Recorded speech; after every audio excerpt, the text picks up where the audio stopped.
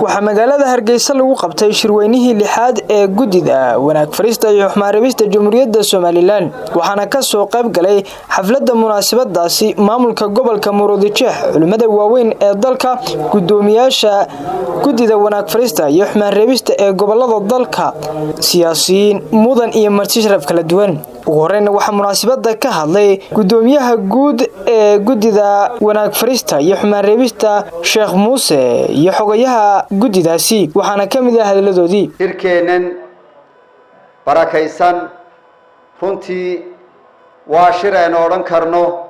waynu u baahanahay inaynu mar walba wax iskaga sheegnaa ama isweydiino wixii xumaantu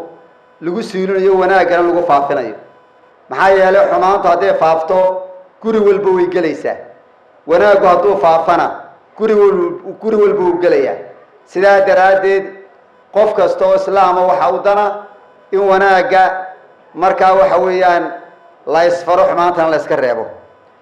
mahadnaqa markaan ka imaado waxaan ku darayaa gudida wanaag farista iyo xumaaribista taariikhdeedu waa 25 sano oo markaa waxa weeyaan ay shaqaynayeen iyagoo markaa gobolada kala duwan ka hawlgala waxaan runtii aad iyo aad ugu mahad celinayaa madaxweynaha qaranka oo runtii isleeyahay niyad wanaagsan iyo maaragtay laabxaadnaan ayuu qaranka ku hogaaminayaa waa u ducaynayna madaxweynaha runtii anigu xajka markaan ka imimka ilaahay beena waa ka xaraane kacbada anigoo sidaa u taagan baan u duceeyay hawlaha qaranka ragga u feeytay inuu ilaahay ku asturo gabagabadii iyaguna waxaa munaasabadaasi ka hadlay gudoomiyaha gobolka Murudijeex qaar kamid ah culimada dalka mudan iyo marti sharaf kala duwan iyaguna ku dheeraaday ahmiyadda ay gudidani u leedahay dalkeena Jamhuuriyadda Soomaaliland waxay ka shaqeysaa gudidu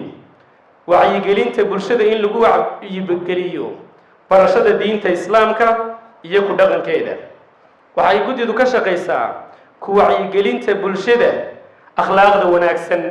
iyo ka wacyigelinta bulshada akhlaaqda xun miisaaniyadda dawladda dhexe gudidu madax bay ku leedahay marka waxaan ku talinayaa madaxa in loo geliyo wax ku filan si hawshooda ay u gutaan waxaan kaloo ku talinayaa gudida amba dawladda degmooyinka local governmentska laftigoodu inay miisaaniyaddooda ku daraan madax ay ku taakuleynayaan gudida wanaag farista iyo hawlaha hayso waxaa loo baahan yahay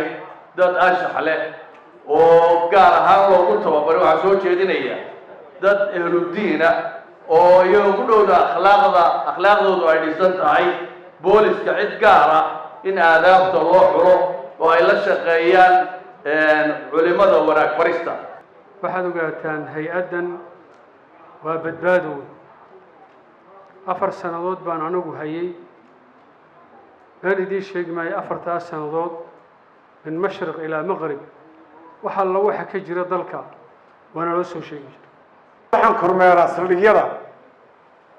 qaybta dambaarista kormeera dadka meesha ku xidhan baan kormeera sida ay u shaqeynayaan iyo sida loogu shaqeeyay kiisaska diincayga saldhig baan ku arkaa hal kaliya laga yaabaa 2 bilood markaan kormeer ka sameeyo bil kamida inaan nin kamida arko waa halgamayaal diimeed iyo kuwa bulsho labadaba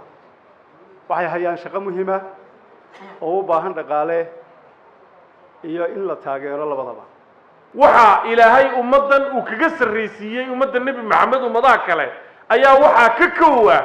inay yihiin ummad wanaag iyo khayrkana isfarta xumahana iska reebta hay'adaas iyada isxil saartay wixii ay u baahan tahay inay ku kaalimeeyaan ayaan oranaya haddii aan ku baxnana kuwa dambe markaa caynkaas oo kale in loo taageero oo ay noqono dad wanaagan isfaraa xumaan iska reeba culimada waanu kala shaqeynaa Hargeysa cidda joogta waxaanu ka qayb gelinay shirkayaga wiigii maalinta dhaca ee uu maayirku hogaamiyo 9 degmo gudida tani waa gudi diinta quweysay diinta xoojisay waa gudi nahjigii iyo dariiqii nebi maxamed haysa ummadda wanaagga farta